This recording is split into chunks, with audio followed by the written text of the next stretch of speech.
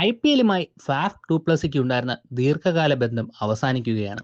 41കാരനായ താരം വരാനിരിക്കുന്ന IPL ലേലത്തിൽ പങ്കെടുക്കില്ലെന്ന് തീരുമാനിച്ചതോടെ 14 വർഷത്തിനിടെ ആദ്യമായി അദ്ദേഹം IPL കളിക്കില്ല.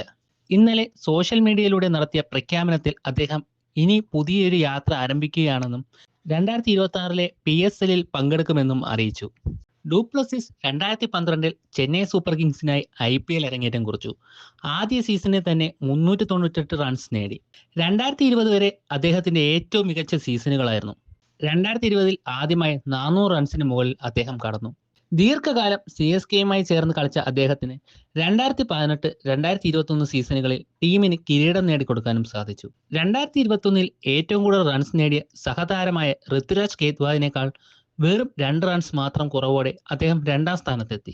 2023 വീണ്ടും 2ാം സ്ഥാനത്തായിരുന്നെങ്കിലും അന്ന് അദ്ദേഹം ക്യാപ്റ്റനായിരുന്നത് റോയൽ ചലഞ്ചേഴ്സ് ബംഗളൂരു ടീമിന് വേണ്ടിയായിരുന്നു. അത് 2025 സീസണിന് മുമ്പ് ഡൽഹി ക്യാപിറ്റൽസിൽ അദ്ദേഹത്തിനെ വാങ്ങിയെങ്കിലും ആ സീസണിൽ അദ്ദേഹം 22.44 ശരാശരിയോടെ 202 റൺസ് മാത്രം നേടി.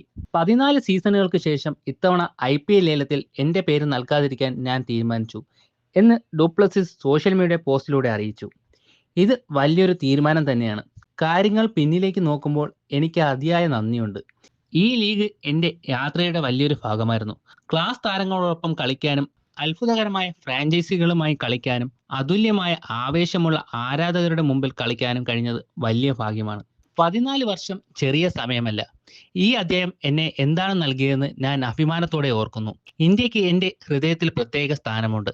ഇത് വിടപറച്ചിലല്ല. നിങ്ങൾ എന്നെ വീണ്ടും കാണും. ഈ വർഷം ഞാൻ പുതിയൊരു വെല്ലുവിളി ഏറ്റെടുക്കുകയാണ്. വരാനിരിക്കുന്ന PSL സീസണിൽ ഞാൻ കളിക്കും എന്ന് അദ്ദേഹം കൂട്ടിച്ചേർത്തു. ഇതെനിക്കൊരു പുതിയ അനുഭവമാണ്.